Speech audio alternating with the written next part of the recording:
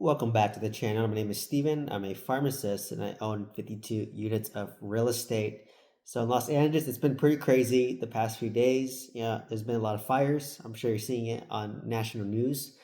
Fortunately for me, I haven't had to evacuate, but I did lose power on the first day it happened. I think it was like Tuesday night. So today's Friday. So Tuesday night, the winds were crazy. They were going like 60 to 80 miles per hour. Like you could hear it like howling, when you're driving, and also between the houses that we were at, right? So, I live in the San Gabriel Valley, and it was strategic as to why I decided to live there. But a lot of places were affected by the fire. So there was the Pacific Palisades fire, which is nearby Santa Monica, Malibu, along the Highway 1 PCH.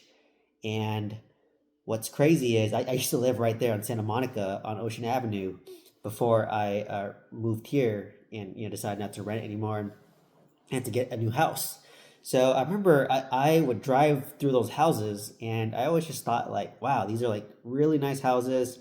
I mean, clearly people that live there, they're wealthier, maybe they own businesses, they have, that old wealth.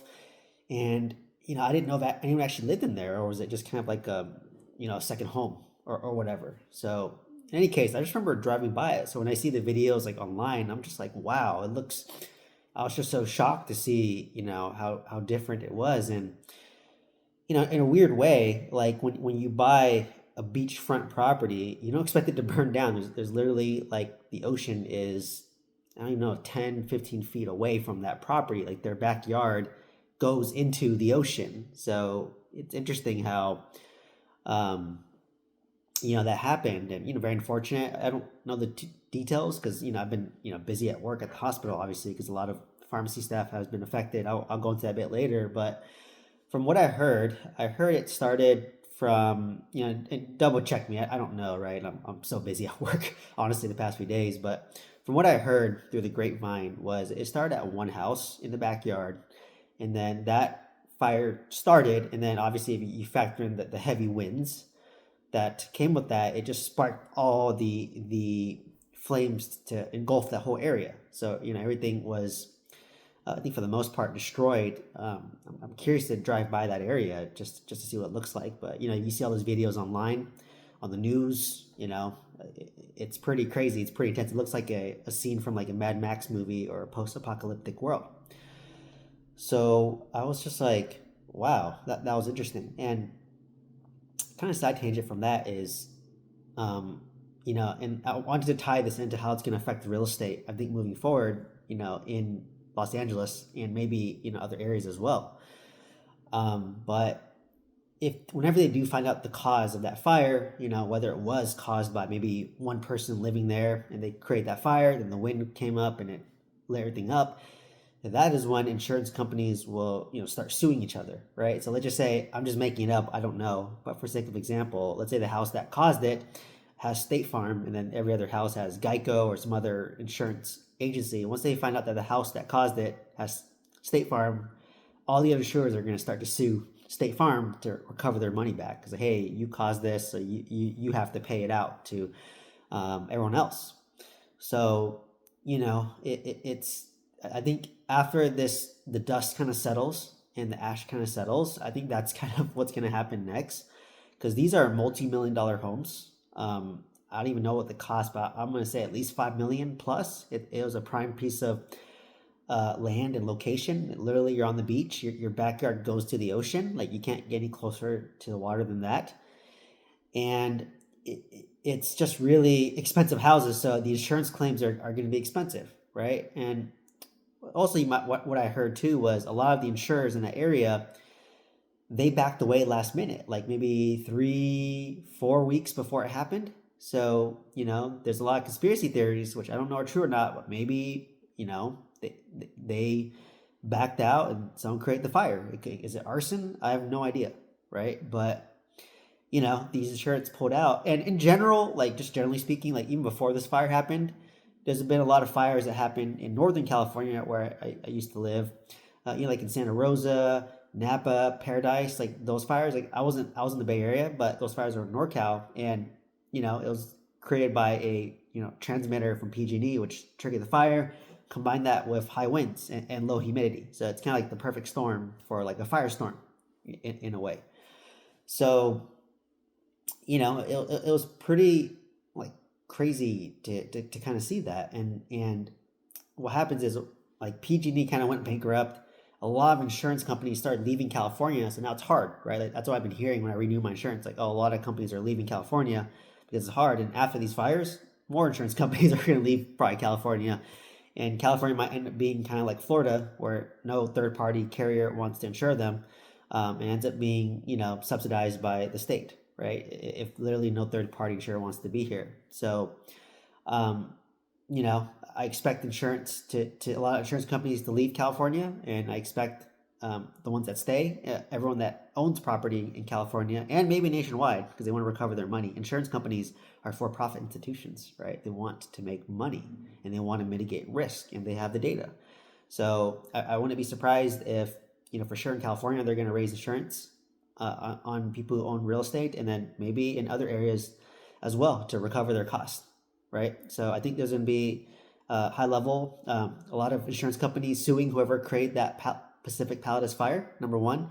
Number two is a lot of insurer carriers will continue to leave California, which may lead to, California subsidizing having a statewide home insurance plan, or else no lenders will give loans on real estate, right? Because, they want their insurance.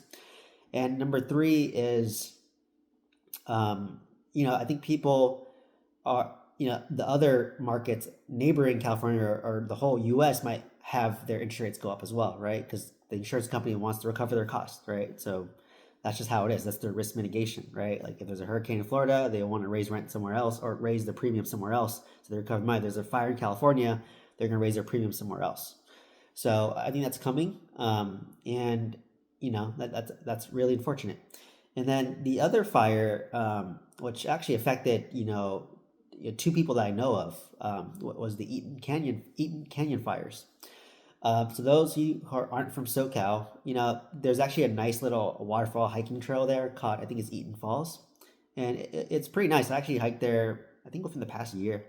But before you enter that hiking area, there's like this it's a mountain area, and there's a lot of like grass there, but there's like a lot of homes that kind of like border that hiking trail, and I don't know which one's burned down, but I'm assuming it's the ones near the fire.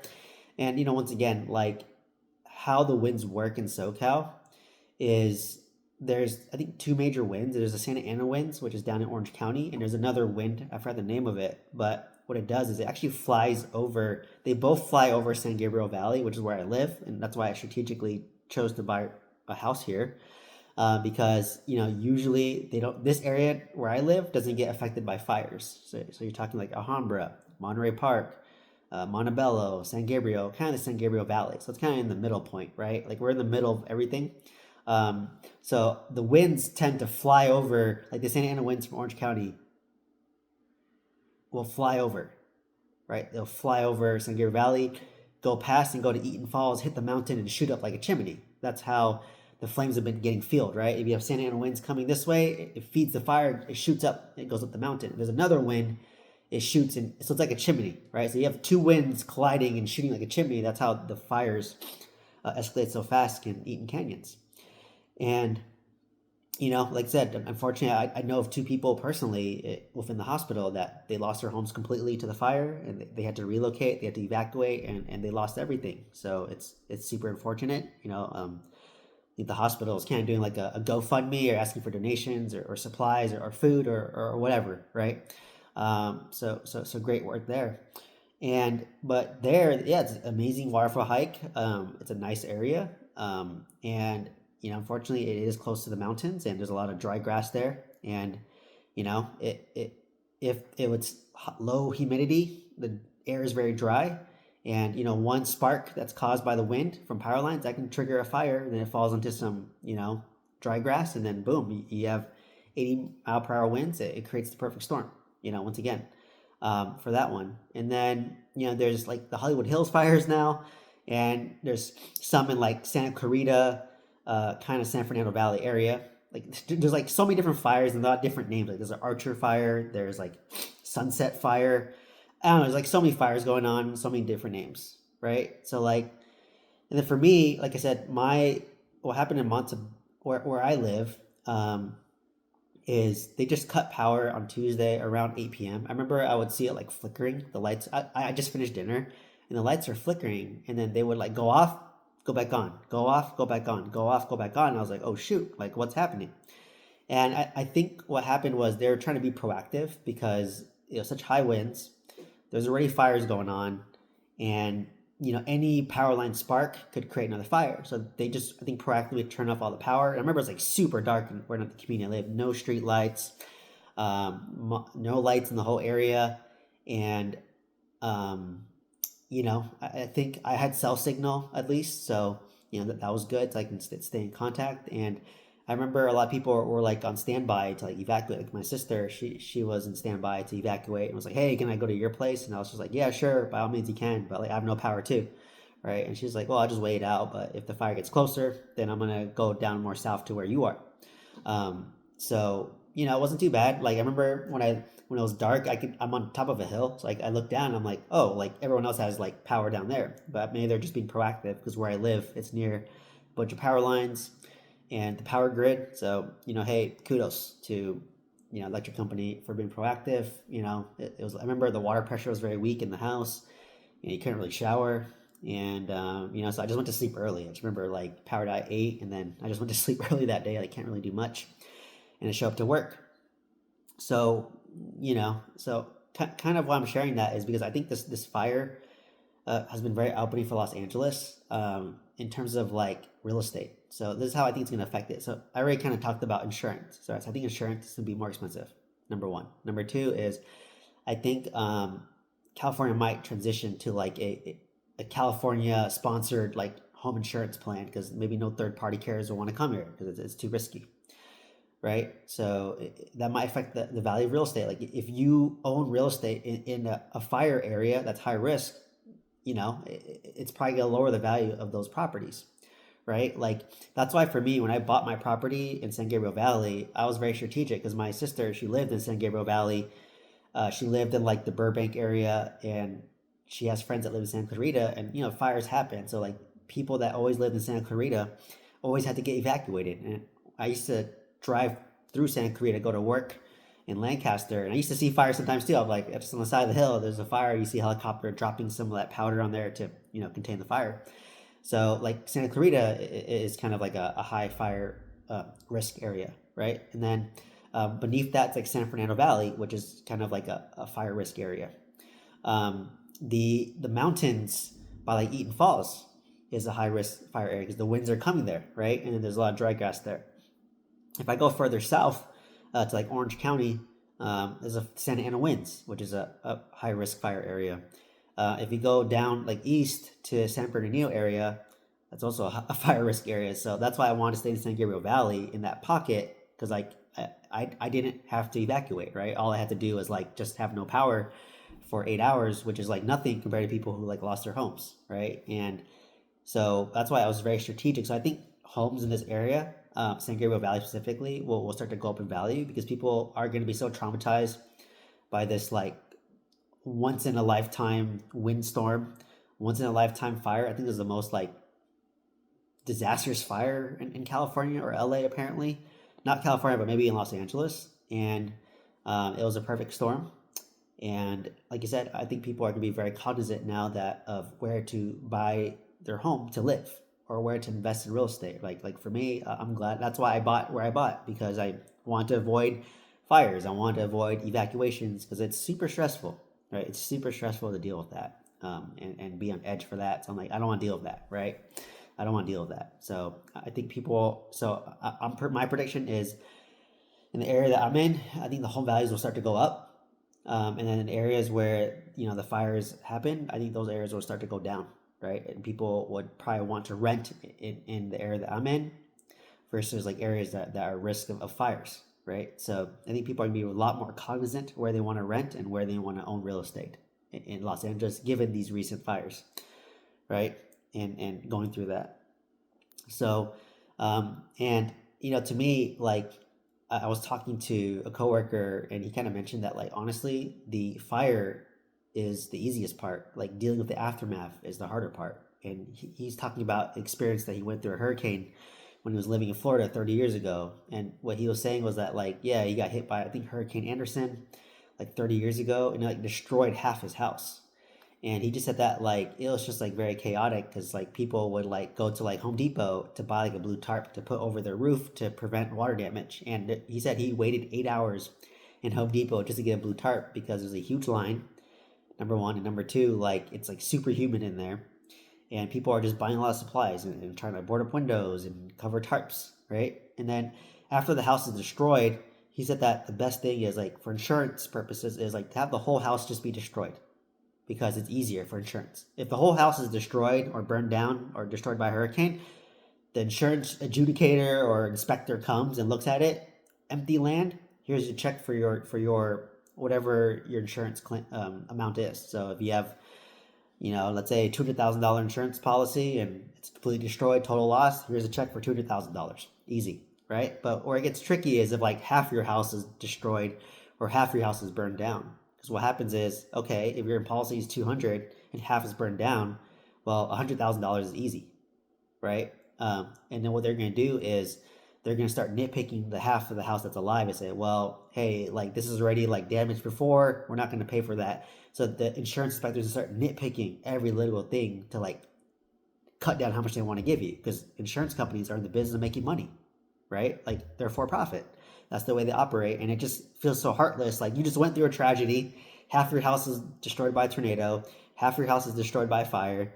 And they're trying to nitpick you to not give you the full $200,000. Like they're going to nitpick every little thing with you, right? So like you're dealing with insurance, which is going to be a huge pain in the ass, right? That's why like for me, once I kind of learned this and realized this, like I don't buy the best insurance anymore. Like I don't get the worst, but like I just get a decent insurance policy that I'm not overpaying. I have videos talking about this. I was paying like $30,000 a month for the best top of line insurance for my 26 unit apartment complex, but I then downgraded to a $10,000 policy after realizing that, you know what, like if my whole property burned down to the ground or half burned to the ground, I'll just get whatever money I get, right? And then I'll probably just try to sell off.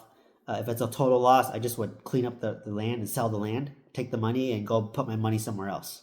Like take my investment and go put it somewhere else. If half the thing was burned down, then, whatever I get probably isn't enough to fix the apartment. So, I might go down from a 26 unit to like something else or just sell the thing altogether, right? So for me, if I have half loss or a full loss, I'd probably just would take the money and then, just try to sell this to somebody who wants to develop the apartment, right? So, that's kind of the same thing too for the house. So, like you went through a tragedy, you lost your house, you lost half your house, and the insurance inspector is nitpicking every single thing. So that creates stress. And then after that, you get your money back. And now what are you dealing with? You're dealing with construction or renovation, right? You're dealing with construction and you're dealing with renovation. So that starts to become hard too. That's stressful too. Like imagine if your house got completely destroyed in a fire and you get to rebuild your house from the ground up. How long is that going to take? That's probably going to take like 6 months to get a permit, right? At least, and then another year and a half to 2 years to build your house. And you're dealing with like contractors and subcontractors, and they're super busy and like super flaky. And like on top of that, you have to supplant your family. So like that's super stressful. Like if I was in that situation, I just would take whatever money I can get, right? If it was a total loss, whatever money I can get. The mortgage would take their cut, right? Because they're in first lien position. So, let's say you have a $1 million insurance policy and you have a $600,000 loan, the bank will get their 600K. You get your 400K, and then I would just use that to go buy another house as a down payment, right? And not deal with this construction, this renovation, right? Because even if you rebuild your property, it's in a fire zone. Like how do you get insurance on this property, right? So, that's what I would do. And then I would, clean up the debris and sell the land to a developer who wants to take that risk, right? So I would just take my $400,000 check. I would take my $1 million. The lender will take 600, for example. I have 400 left, and then whatever I get for the land, maybe I get another 400 for the land. Boom, I have $800,000. I can go buy another house cash somewhere else in San Gabriel Valley, right? And then just move on, right? But then you're gonna uproot your family, you're gonna uproot your kids, and they have to go to new schools, like for example. So that's what I would personally do. But like it's super stressful, that whole process. Like I just can't imagine, like, you went through the worst tragedy of your life. You have to like temporarily find a place to live, get situated there, move schools potentially, then deal with insurance who's nitpicking you. After that, once you get your check, if you do get a check, you're dealing with construction, or you're just gonna get rid of it, sell it, and then buy a new house, right? So it's like super stressful. He said, so he was just like, the key point is the aftermath is more stressful than the actual like natural disaster itself. So the aftermath of dealing with, burned down house, or your house being destroyed by a hurricane is harder than the actual like just evacuating and getting your house, you know, destroyed. So I was like, wow, this is like really good perspective on me, right? And just hearing that and listening to that, and in a weird way, it's like validating like why I don't want to, like, because like I said, like when you need insurance is like cool when like you don't need them, right? They just collect their easy money, but then when you need them, they're gonna nitpick every single dollar from you, right? So because they're a for-profit business, and they probably have multiple claims, and they're trying to cut their risk. I hate to say it, right? That's why these insurance policies are like 90 pages long, because they're trying to give themselves outs, right? So they don't have to pay you, right? So after I learned that, I'm like, well, we'll get the minimum insurance that suffices my lender, and nothing beyond and above, right? So like I think in my apartment I have like maybe $1 million policy. So if it burned down, I pay off my lender. I'll get my money I put in the deal, a little bit extra, demolish it, sell the land, and then that's my money. I'll take that money and go buy another property, right? Because maybe in that area, maybe it's declining, and I don't want to rebuild it there, right? So once I realize that, I'm like, you know what, just get whatever minimum insurance the lender requires, right? So to sum it up, insurance nitpick you for every single dollar. The mortgage company doesn't give a shit. They just want their money back, right? And they're in their first lien position, so they'll take their cut of the insurance, and you're just stuck with the aftermath. So now let's kind of talk about like how it's affecting the hospital. Like I work as a pharmacist. It's been super busy the past few days. So obviously a lot of pharmacy staff was affected by the fires and the tragedy. A few had their house burned completely. They had to take days off. Obviously, there's people who were evacuated, no power, they're scared. Maybe they're okay, but their parents have to evacuate. It's like we had like 6 to 10 sick calls a day. But luckily people like they chip in and step up, and those who could showed up to work, and those who can come in to help and stayed extra, they're willing to pull through. So it was very inspiring to see how everyone like kind of pulled through during this hard time, and people were just like really flexible, like let's just get through this and live another day. So but it was super stressful. It's super ashy. Like even in the hospital, like they put like all these charcoal filters in the ventilation, but you can still it doesn't filter everything. You can still smell the smoke. Like you have eye irritation, your dry mouth, throat irritation. So even if I'm indoors, I'm like wearing a mask. So you have many reasons to wear a mask now. You have a mask to prevent COVID. You have a mask to prevent the ashes. But like it was interesting seeing how like resilient everyone was, and you kind of bond when you go through this hardship, right? So people don't realize that when there's a natural disaster, hospitals get busier, right? Because fortunately many people have passed away from the fire, but like there's a lot of issues, and you kind of like humbling to make you take gratitude for like every day. Like, man, it's humbling when you have like literally no power, right? I literally had a candle that I had for light and 2 flashlights, and like I was happy with that, right? And I had cell signal, and it kind of made me a reminder like, oh god, I probably got to get more flashlights, get more batteries, get candles, have some water, make sure my Tesla is charged, right? And that's why we have one electric car, one gas car, because like if there's no electricity, well, my Tesla is not driving anywhere.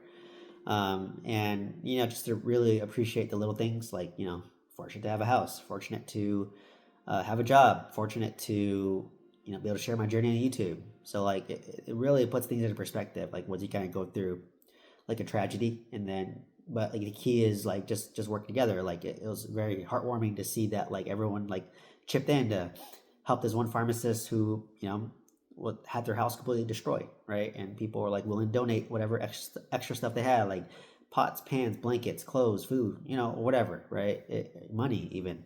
So it was quite interesting to see like how the community like steps in. Like even like where I live, like we have a community chat, and most of the time it's like petty stuff, but then like like people are actually giving useful information, like and on top of all this, like people know that, oh, your area is evacuated and like looters are coming, right? Like, come on, like how opportunistic are you? Like you're taking advantage of the fires to go loot people. Um, to me that shows lack of character, unfortunately. But yeah, it's out there once you live in the city.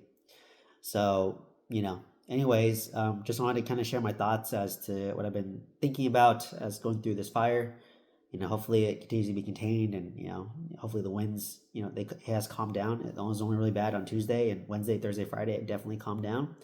But just being, I'm just preparing for like any blackouts that may happen proactively if the winds start to pick up, and hopefully the fires get contained, and overall just learn to get better from these fires, and want to tie in like the stress of dealing with a total loss, dealing with insurance, dealing with construction, and how it's going to affect the real estate in California, and how it affects people where people want to live in Los Angeles, where people want to buy a home in Los Angeles, and how insurance companies will probably start to will leave California after this incident. There's a moratorium for like a year, but after that year is up, man, a lot of insurance companies that will most definitely start leaving, right? So, but anyways, let me know your thoughts. Let me know if any questions. If you want to learn how to buy multifamily real estate with some guidance and some mentorship, check out the links down below. Otherwise, please like, comment, subscribe, and share the video with somebody. Hope to see you in the next one. Thank you so much.